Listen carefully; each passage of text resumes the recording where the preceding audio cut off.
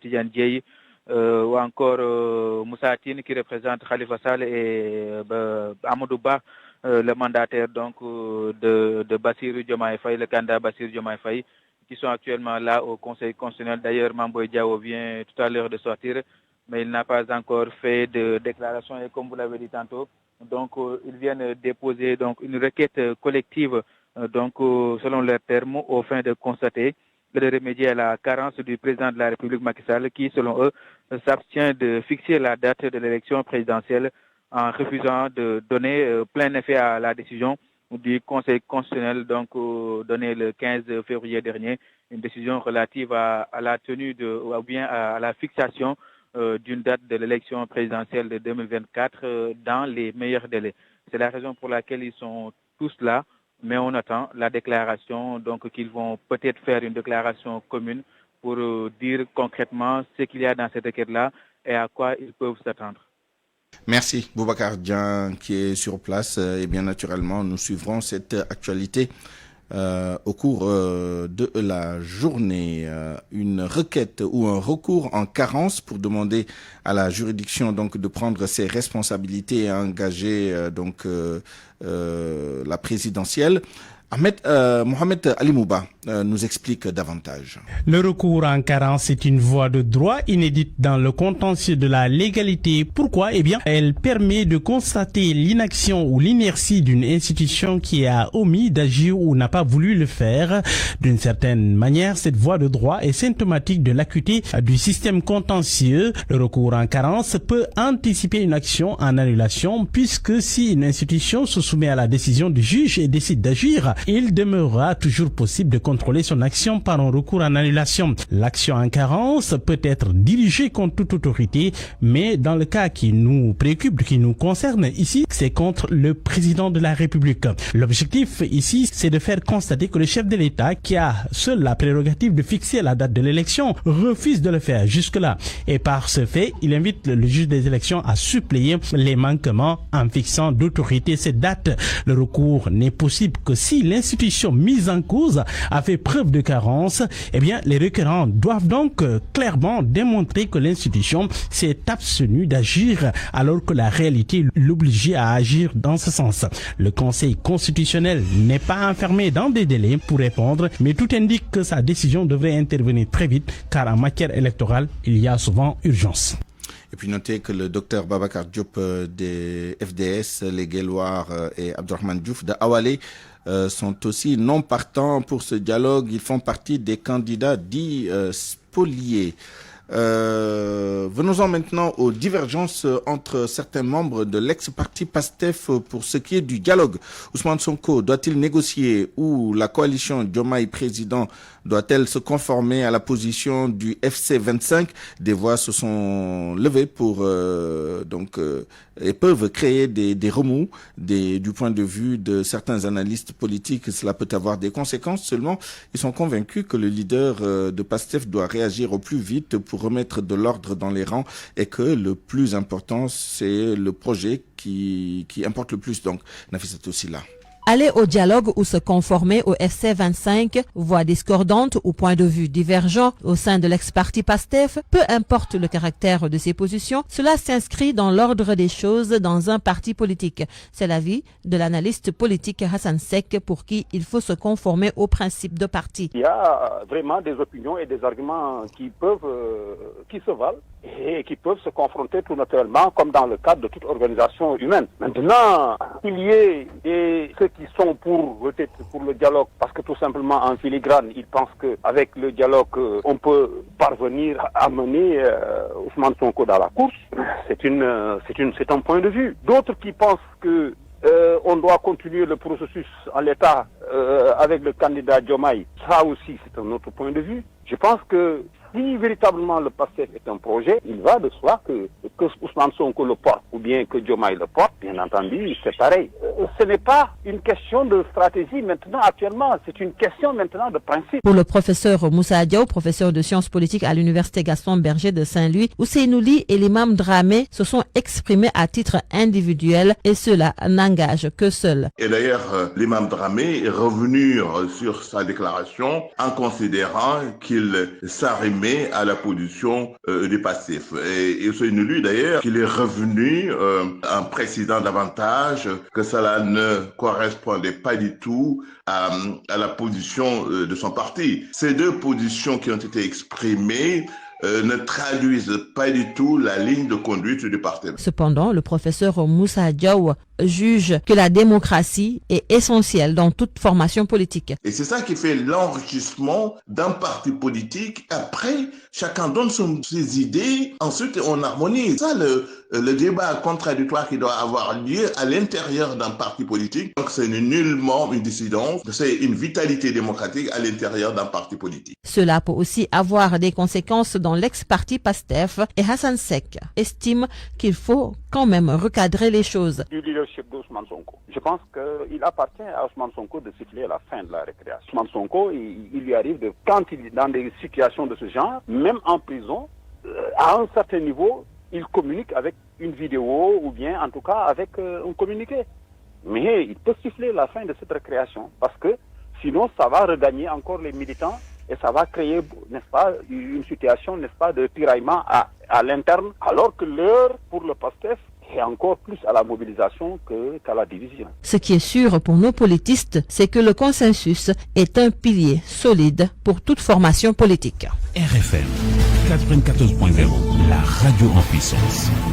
Le dialogue, ce n'est pas qu'avec les politiques, il y a également les religieux. Justement, à Ndiassane, les rideaux sont tombés sur la ziara annuelle des Khadres durant 3 jours. Ndiassane a vibré au rythme des chants religieux et du récital de Coran. Lors de la cérémonie officielle, le Khalif général Serigne Cheikh Sidi Mokhtar Kounta a adressé plusieurs messages aux acteurs politiques. Il les invite à se ressaisir et à faire preuve de dépassement pour l'intérêt de la nation. Cheikh Anta Diop. Le Khalif général des Khadres, Mame Cheikh Sidi Mokhtar Kounta, a formulé des prières pour un Sénégal de paix et un Sénégal stable. Il a appelé le pouvoir comme l'opposition à cultiver la paix. Son porte-parole, Cheikh Al Khalifa Kounta. Ceux qui sont au pouvoir sachent que le pays appartient à tout le monde et ils doivent œuvrer pour conserver la stabilité du pays. Ceux qui sont du côté de l'opposition, qui cherchent le pouvoir pour construire le pays, ils doivent se rendre compte du fait que dans ce contexte, à force de tirer sur les deux bouts, la corde finit par se casser. Le Khalif a aussi donné des conseils aux acteurs politiques qui ont pour seul but de renforcer la paix et la cohésion sociale. J'invite tous les acteurs politiques à se ressaisir et se tempérer, d'autant que la persistance de la présente situation ne fait que porter préjudice au peuple. Les talibés cadres étaient venus des 4 coins du pays et de la sous-région. Le Khalif a invité les talibés à un ressourcement et à une redistribution bienfaisante. RFM Thiès, Cheikh Anta Diop. Restons avec les cités religieuses. À Darul Mourti, les fidèles sont venus nombreux pour célébrer la rencontre avec Mame Thierno Mbacké et Cheikh Ahmadou Bamba de retour d'exil.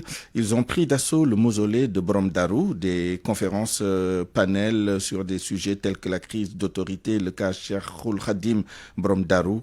La synthèse de tout cela avec Pape Mbaye Diaw. Nous sommes à Béti, là où repose Mame Thierno Birahim Mbacké et ses fils. Ahmed Niane achève son ziar. Il exprime sa satisfaction pour cette visite pieuse. Chaque année, je viens ici à Béti pour effectuer mon ziar. J'ai visité le mausolée de Mame Thierno Birahim. Je n'ai pas aussi oublié ses fils. Trouvé devant le mausolée de Mame Thierno Birahim Mbacké, Bassirou Sakho, chapelet entre les mains, laisse échapper un soupir de soulagement. Je suis vraiment content. Quand je viens dans le mausolée de Mame Thierno Birahim Mbacké, j'ai les larmes aux yeux. Je vais rester ici toute la journée pour prier. Dans ce contexte politique tendu dans le pays, les fidèles ont prié pour la paix. J'ai prié pour moi-même, toute ma famille. Je n'ai pas oublié aussi le Sénégal. Je prie pour une paix durable au Sénégal. Je demande à toutes les personnes que je croise de prier pour un Sénégal de paix. À Darou Mourti, les fidèles sont venus nombreux pour célébrer la rencontre entre Mame Thierno Birahim Mbacké et Cheikh Ahmadou Bamba de retour d'exil. L'après-midi promet des échanges riches avec des conférences, des panels sur des sujets cruciaux tels que la crise d'autorité, le cas Cheikh Ahmadou Bamba Borom Darou et la contribution des Mourides au développement socio-économique du Sénégal. Pape Mbaye Diaw, Darou Mourti, RFM. À 12h16, le reste de l'actualité avec la reprise des cours en présentiel ce lundi à l'université Cheikh Anta Diop de Dakar. C'est pour la plupart des étudiants, c'est le début des examens après des mois de cours à distance. L'ouverture du campus social est sollicitée par les apprenants pour leur permettre de reprendre leur repère, de retrouver leur repère. Reportage de Salimata Awa. La porte d'entrée de la faculté des sciences juridiques et politiques béante, comme d'habitude. À l'intérieur, des étudiants circulent pour avoir certaines informations. D'autres sont ravis de retrouver leurs camarades. Déjà, c'est un plaisir parce que j'ai déjà trouvé mes amis que je n'ai pas vus depuis longtemps, 9 voire 10 mois même. La reprise est dure pour cet étudiant en première année. Il s'est heurté à des épreuves d'examen difficiles. La reprise a été dure parce qu'on a resté beaucoup de temps sans faire des exercices sans se préparer. Du coup, cela nous a impacté durant les cours. Ensuite, on a fait une semaine de cours de deuxième semestre. On est venu et on a examiné ces cours. Ça nous fait plaisir. On paraît car on n'a pas le niveau. Si on passe, ça va impacter nos études, nos cycles universitaires. Une autre faculté, celle des lettres et sciences humaines. Si tu n'es pas enrôlé, tu n'auras pas l'accès au campus social, au campus pédagogique. D'après ce qu'ils ont dit. L'heure est à l'enrôlement des étudiants et l'âge est en Master 2. Ils saluent cette idée de reprise mais sollicitent en même temps l'ouverture du campus social. L'ouverture, ça construit seulement le campus pédagogique. Et nous lançons un appel aux autorités aussi de bien ouvrir le campus social parce que vous voyez même, on avait déjà arrêté les listes parce qu'il n'y avait pas beaucoup. On nous avait promis de commencer à 9h et jusqu'à présent, on n'a pas encore commencé l'enrôlement. En plus, il y a des étudiants qui quittent loin et ça va être compliqué de venir à l'heure pour faire l'enrôlement. Pour certains, cette date du 26 n'est que du bluff. Rien n'est préparé. En général, ou bien dans l'ensemble, tous les étudiants ont déjà fait leurs examens. Bon, vu actuellement, il n'y a pas de cours ici. Bon, pour dire que l'affaire, on peut dire que c'est politisé, disant que le campus pédagogique est ouvert alors que les étudiants ont déjà fait leurs examens. La reprise des cours en présentiel reste timide à l'université Cheikh Anta Diop de Dakar. Ce n'est pas encore le démarrage effectif. Les étudiants demandent aux autorités de tout mettre en œuvre pour essayer de rattraper le temps perdu. Le collectif des amicales d'étudiants de l'UCAD exige la réouverture du campus social. Il compte dérouler un plan d'action dans ce sens. Vous entendrez Alakan, le président de l'amicale de la faculté des lettres et membre du collectif des amicales. Dans nos prochaines éditions, sachez toutefois que la réouverture du campus social de l'université Cheikh Anta Diop aura lieu dans les prochains jours. C'est ce que des sources officielles ont révélé à la RFM. Une telle décision sera entérinée lors de la réunion du conseil d'administration du COUD qui va se tenir incessamment. Nos sources soulignent que cette réouverture sera accompagnée de mesures sécuritaires pour éviter le scénario de juin dernier. 12h19, les opérateurs privés stockeurs de la région de Ziguinchor réclament 2 milliards à la Sonacos. L'État n'a pas honoré le paiement de 93 tonnes sur 4500 d'arachides collectés pour le compte de l'huilerie. Il menace de cesser toute activité pour bloquer totalement la campagne de commercialisation arachidière si la Sonacos ne paie pas l'argent qu'elle leur doit dans le cadre de la présente campagne. Vous entendrez le porte-parole de ces opérateurs privés stockeurs dans nos prochaines éditions également. Venons-en maintenant à l'exploitation des ressources extractives. Le premier gaz attendu au courant du 3e trimestre 2024. Le premier gaz naturel liquéfié pourrait lui être disponible dès le 4e trimestre de la même année. C'est ce qui ressort du rapport de Cosmos Énergie consacré aux résultats de la compagnie en fin 2023. On apprend également que le gouvernement du Sénégal a accepté en janvier 2024 que Cosmos prenne désormais en charge 90% du projet Yakar Teranga. Anna Rocha. Déjà en fin octobre 2023, le bruit courait. BP, British Petroleum, a cédé ses parts dans le périmètre gazier du projet Yakar-Teranga. En novembre, Cosmos Energy annonce qu'elle a acquis 60% effectivement des parts de BP. Et aujourd'hui, la société pétrolière nous apprend dans son communiqué que le gouvernement sénégalais a approuvé au début de cette année 2024 cette procédure de cession. Cosmos Energy passe ainsi de 30 à 90% des parts d'exploitation du projet Yakar-Teranga. Par ailleurs, Cosmos et Petrosen travaillent en étroite collaboration dans les différentes étapes qui doivent mener à la fixation des prix, notamment pour l'usage domestique. Selon Cosmos Energy, le premier gaz peut être attendu au 3e trimestre de 2024, à condition que le bateau-usine FPSO arrive à temps, tout comme son raccordement et sa mise en service. Le navire est actuellement dans un chantier naval à Tenerife pour inspection et réparation des chaumars. L'achèvement des travaux et son transport vers le site du projet sont prévus pour le début du 2e trimestre de l'année 2024. Le premier gaz naturel liquéfié est lui attendu au 4e trimestre 2024.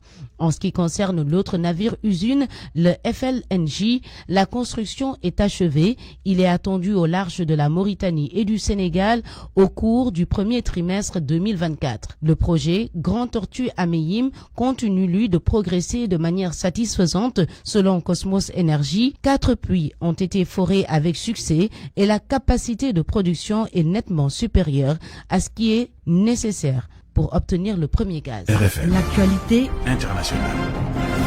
Le journal international avec vous, Georges Détié Diop. Bonjour. Bonjour, Souleymane. Burkina Faso, plusieurs morts dans des attaques contre une église et une mosquée. Plus de 10 fidèles tués en pleine messe hier dans le nord du pays. Dans l'est, plusieurs musulmans ont été tués dans l'attaque contre une mosquée à Niatabouani. Tom Seran.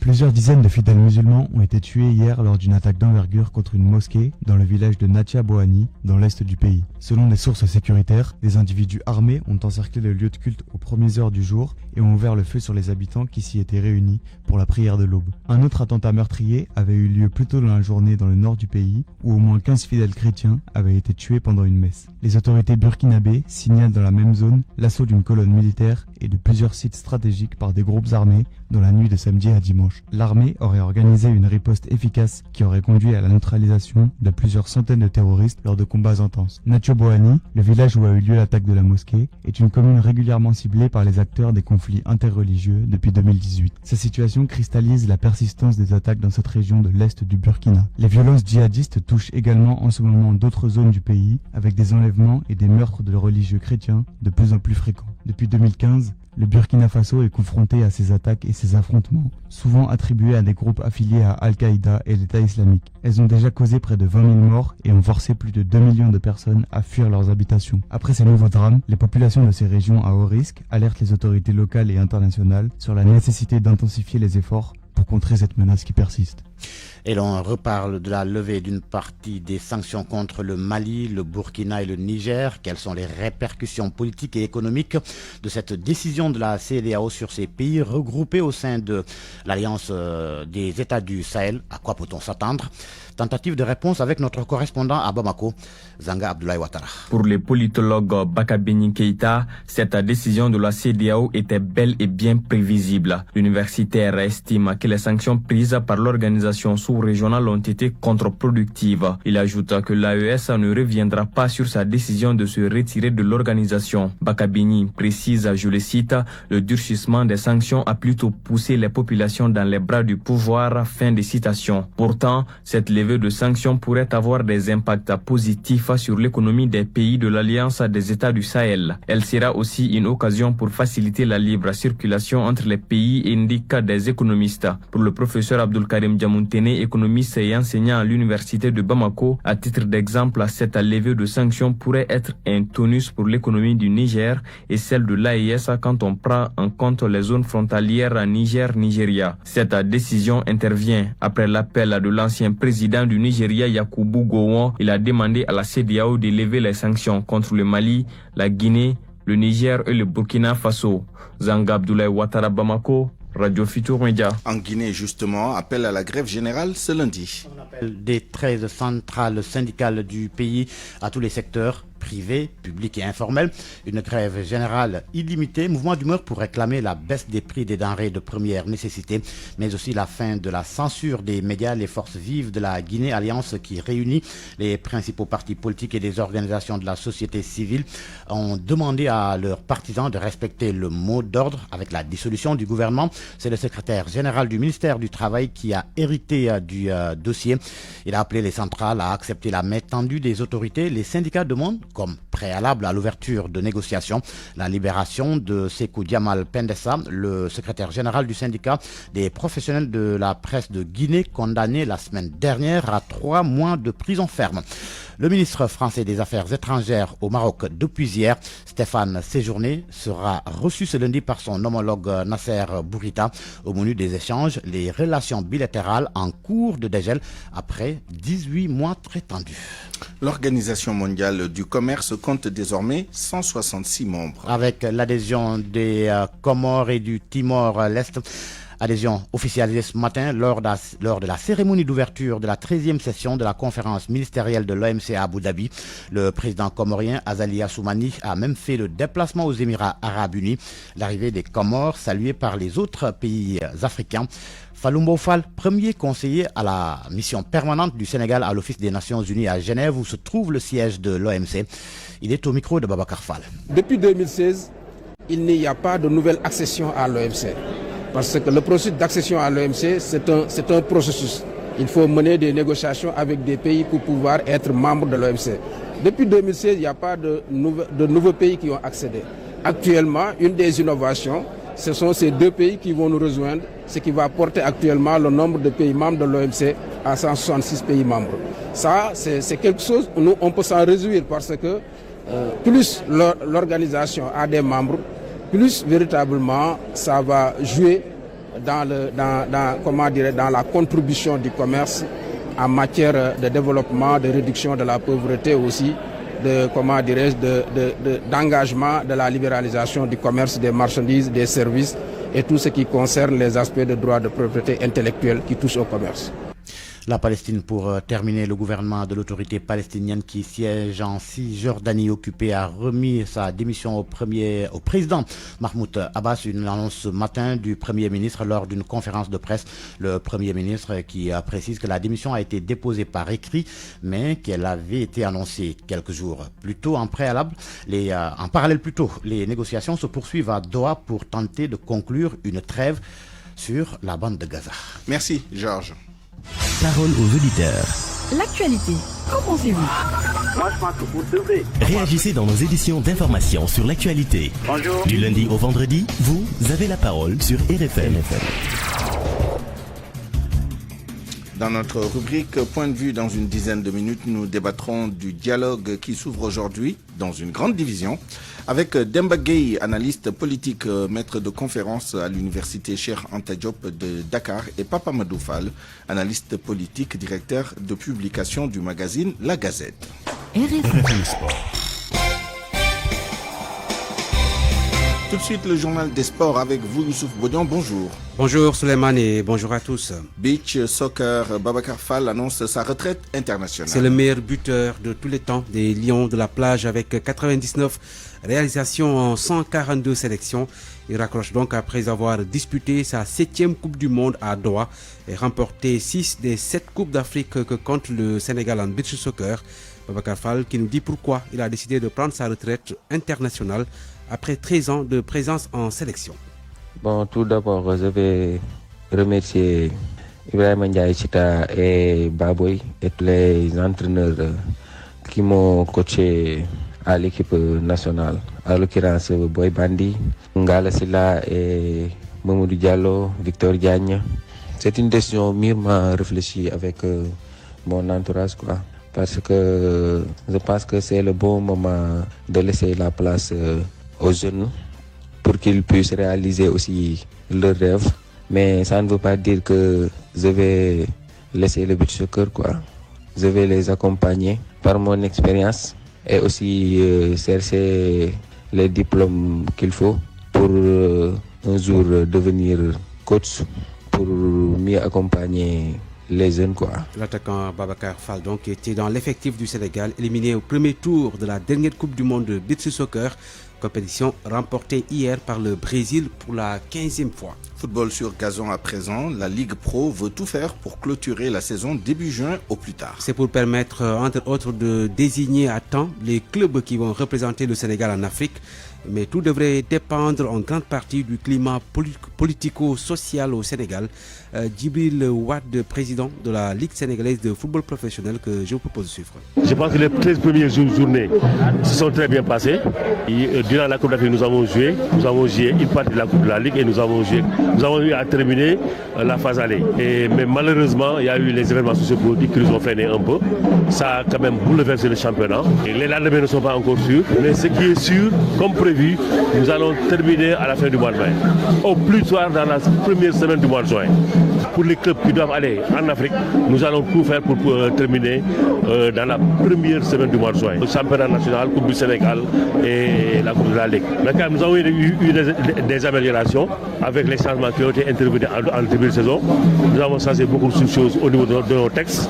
Parce que quand même, quoi qu'on puisse dire, les années passées, nous avons eu des cas de violence. Ces cas de violence-là se sont amoindris.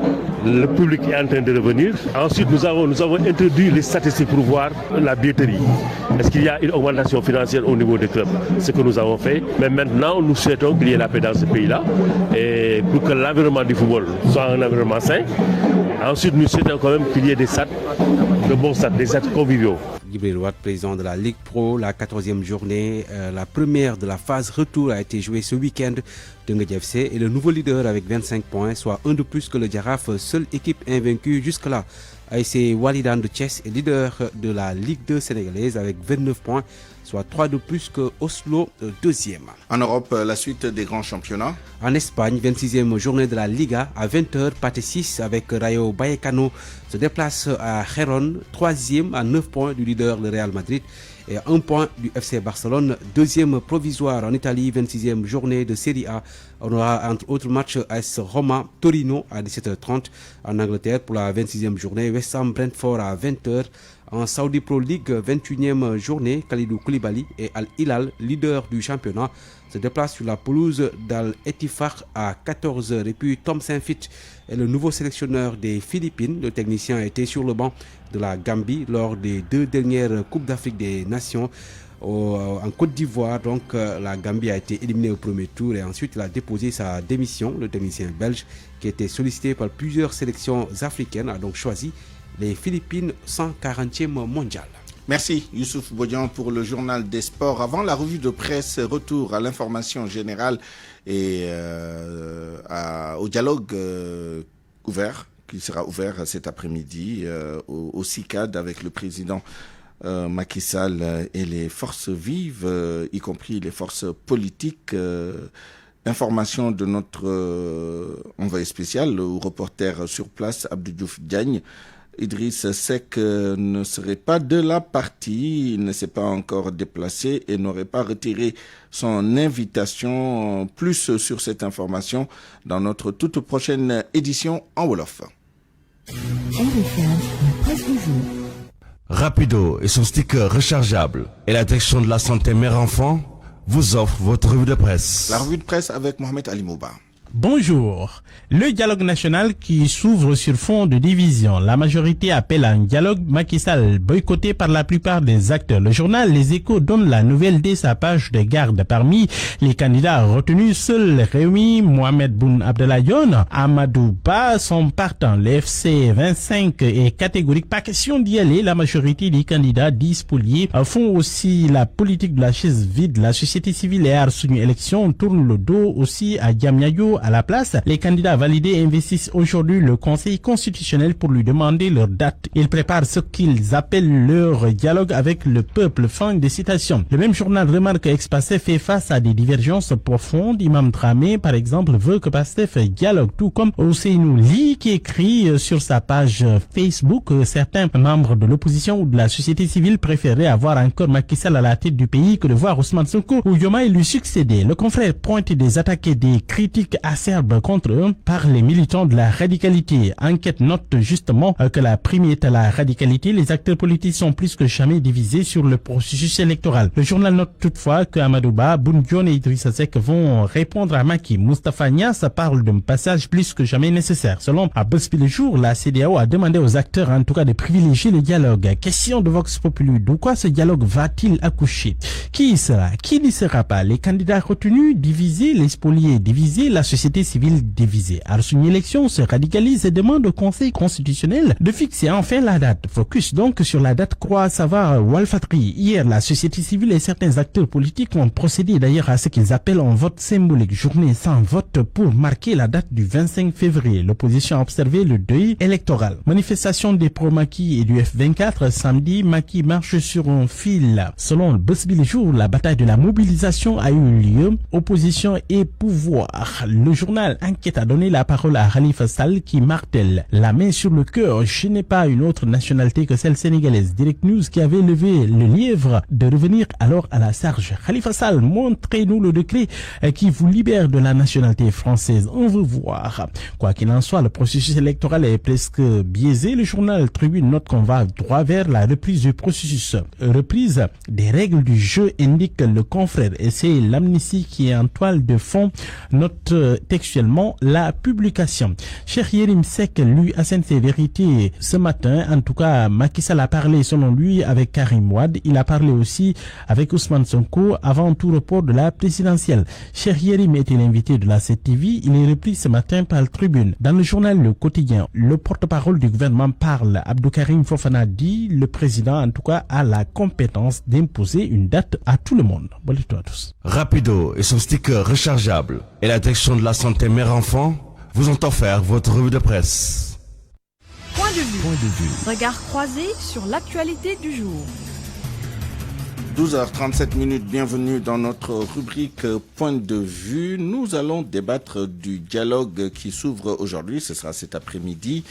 Dans une grande division, vous l'avez entendu dans la revue de presse, nous allons creuser davantage avec nos deux intervenants du jour. J'ai nommé M. Demba Gueye, analyste politique, maître de conférence à l'université Cheikh Anta Diop de Dakar. M. Gueye, bonjour. Bonjour Souleymane. Nous sommes également avec notre doyen Pape Amadou Fall, analyste politique, directeur de publication du magazine La Gazette. Pape Amadou Fall, bonjour. Bonjour Souleymane. Peut-être avec Demba Gueye pour commencer un peu de sémantique, de concept, disons. Peut-on parler de dialogue avec tout ce qu'on a entendu jusqu'à présent, l'absence de termes de référence, les divisions profondes qu'on note de part et d'autre, y compris dans la société civile, et surtout vu le format du dialogue tel qu'il a été présenté par le chef de l'État. Bon, écoutez, vous avez parfaitement raison. Tel que vous avez posé la question, la manière par laquelle vous avez posé la question montre que c'est une question rhétorique. Chez nous, on l'appelle une fausse question, c'est-à-dire une question qui n'en est pas une question qui n'attend pas de réponse, parce que c'est une question qui permet juste d'affirmer de faire une affirmation. Je le dis pourquoi? Parce que la majorité, en tout cas, des experts, des analystes et des observateurs sont d'accord que le mot dialogue est galvaudé. Le mot dialogue est galvaudé parce que quand on dit dialogue, en chaque fois, ce qu'on trouve après, ce n'est pas véritablement un dialogue. Un dialogue, ça suppose deux acteurs entre lesquels d'abord il y a une confiance mutuelle. D'abord, le point de départ d'un dialogue, vous avez demandé à ce qu'on fasse un peu de sémantique, c'est ce que je suis en train de faire. Pour qu'il y ait dialogue, d'abord, il faut deux acteurs, mais entre les acteurs, il faut obligatoirement qu'il y ait une confiance mutuelle. C'est le point de départ. En tout cas, que chacun des acteurs ait des préjugés favorables par rapport à l'autre. Maintenant, quand on met cela dans le contexte du Sénégal et du dialogue que le président de la République a convoqué, on va dès le départ qu'il y a déséquilibre. Le déséquilibre se trouve au niveau du chef de l'État qui d'abord a fixé les règles sans concertation lors de son interview. Vous avez entendu, il choisit les acteurs et dans le choix des acteurs, il met des acteurs qu'on ne peut pas mettre sur le même pied d'égalité. Il les met sur le même pied d'égalité. Il y a déjà un problème de confiance qui se pose. Et donc, ce qui veut dire quoi? Que le dialogue est véritablement un facteur de division. Si je pense que c'est la deuxième partie de votre question, c'est un facteur de division à deux niveaux. Le premier niveau d'abord, c'est entre les candidats, ce qu'on appelle les candidats validés et les candidats spoliés. Principalement, bon, la société civile et les autres ne sont pas concernés par cette division, mais la principale division se trouvera entre les candidats spoliés et les candidats validés. Tout simplement parce que les intérêts sont divergents. On ne peut pas mettre ces deux acteurs autour d'une même table pour discuter d'une question qui s'appelle le choix d'une date pour une élection présidentielle. Les intérêts sont divergents. Et les intérêts sont inconciliables. Je l'ai dit à quelqu'un. C'est des intérêts inconciliables. Parce que quand on fait un dialogue, on s'attend à ce qu'il y ait quelque part concession. Parce que d'abord, il faudrait que quelqu'un fasse violence sur lui-même, abandonne un certain nombre d'exigences pour que l'on puisse avancer. Il faut donc qu'il y ait concession. Et quelle est la concession qu'on peut attendre entre les candidats spoliés et les candidats validés? Moi, je ne trouve pas. Si quelqu'un en trouve, qu'il me dise, parce que les candidats spoliés, il y en a qui disent on reprend le processus. Est-ce qu'on peut s'attendre à ce que les candidats validés acceptent cette exigence? Je ne le pense pas. N'est-ce pas? Mais les candidats, voilà. Ok. Juste un mot pour Pape Amadou Fall, enfin une question par rapport justement à ce dialogue. La dernière actualité, les dernières informations, à coup sûr, c'est le professeur Amsatou Saou Sidibé, vous l'avez entendu peut-être dans le journal, qui était partante et qui ce matin en décide autrement parce que pour elle, pour qu'il y ait dialogue, il faut que tous les acteurs soient présents, ce qui n'est pas le cas. Et on vient d'apprendre de notre reporter à Diamniadio que Idrissa Seck ne se serait pas présenté pour l'instant et qu'il n'aurait même pas retiré son carton d'invitation, ce qui voudrait dire peut-être qu'il ne participera pas à ce dialogue. Qu'est-ce que cela vous inspire comme analyse par rapport à l'inclusivité de ce dialogue et à l'acceptabilité de ces résultats en fin de compte?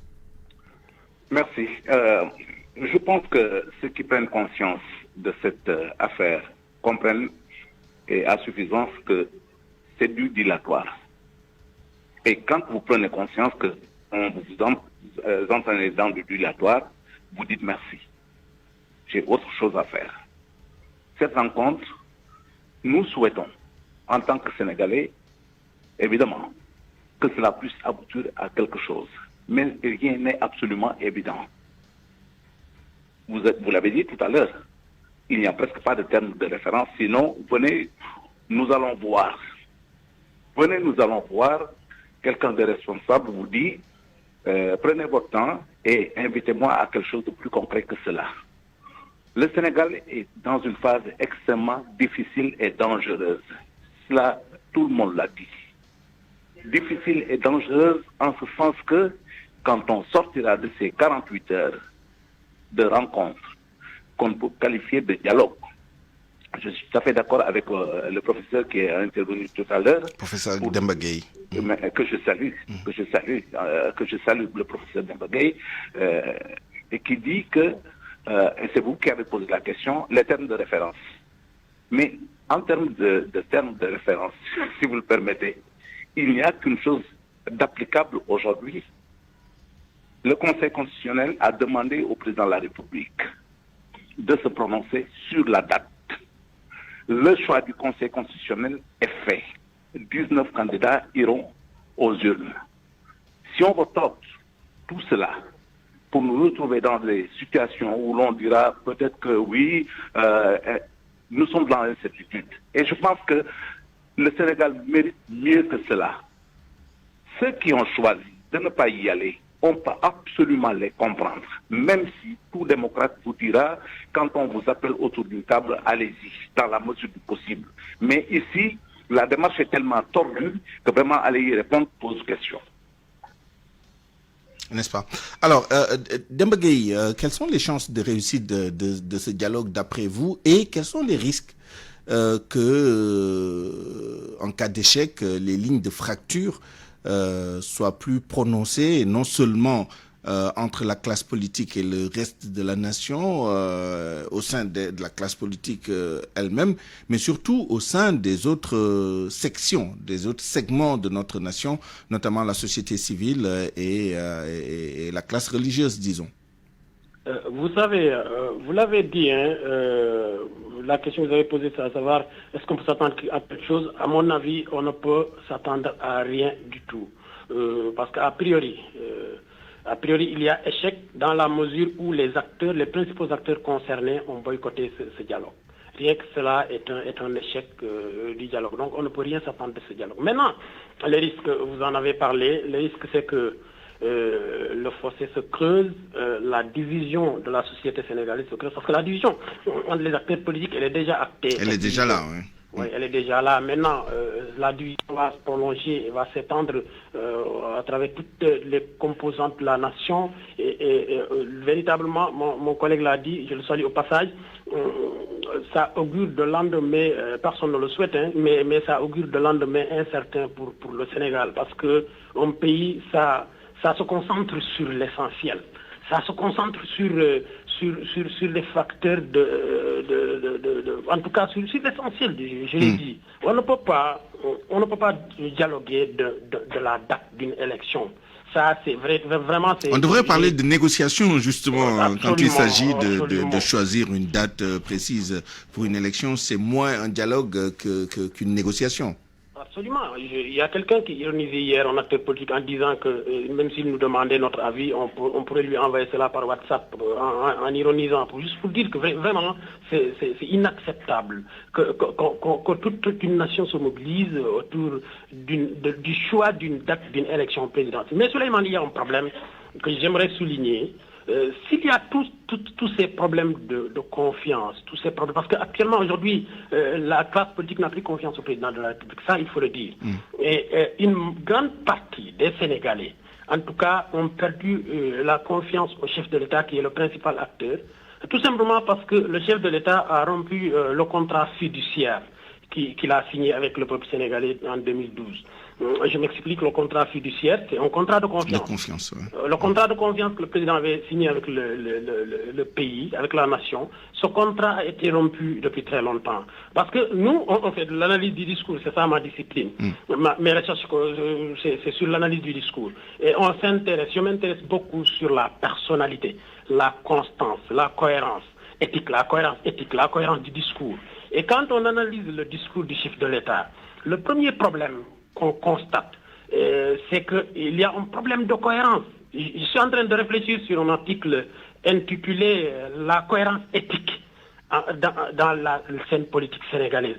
Et dans cet article, je m'intéresse aux différentes contradictions qu'on a notées dans les discours. Je ne m'intéresse pas uniquement à la personne du président Macky Sall, mais à tous ces chefs d'État. Je m'intéresse principalement aux chefs d'État qui ont eu par leur parcours à semer la discorde dans leur pays à travers leur discours.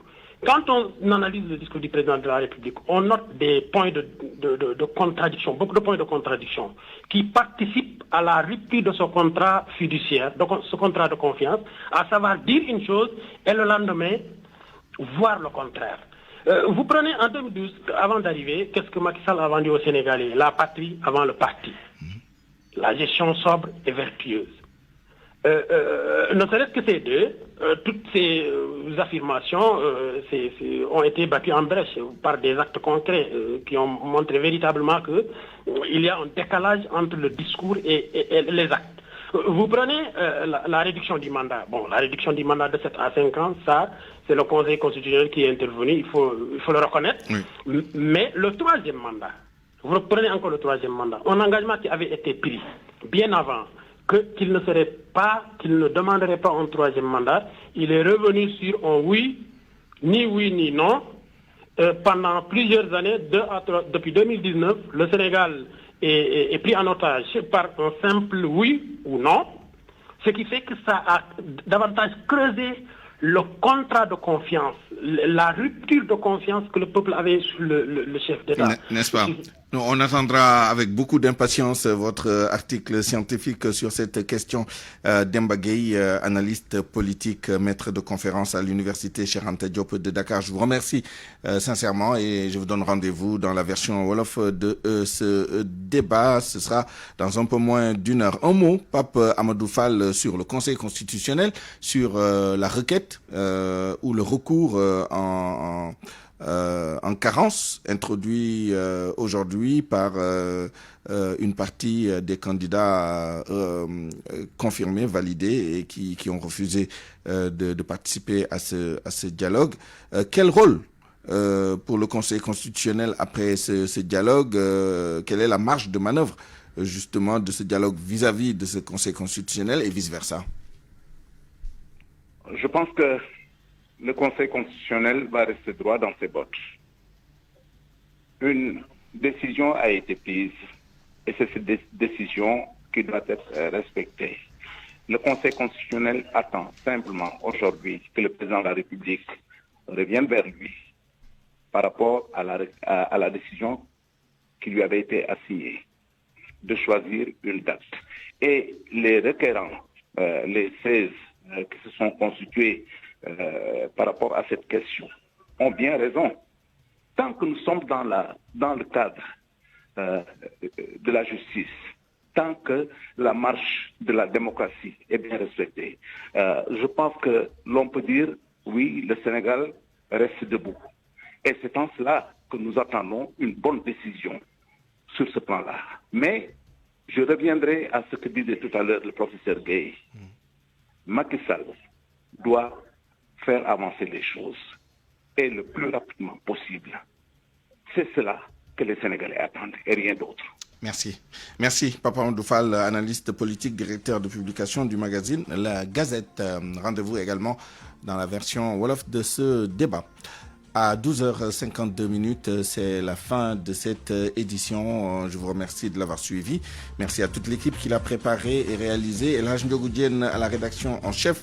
Chef d'édition Awa Mbaye à la mise en onde Abdoulaye Diop. Maïssa Mbaye au digital, à la production Abdou Thiam.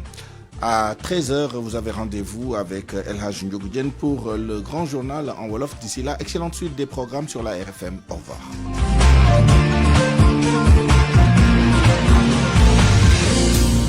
Publicité sur RFM. C'est enfin les soldes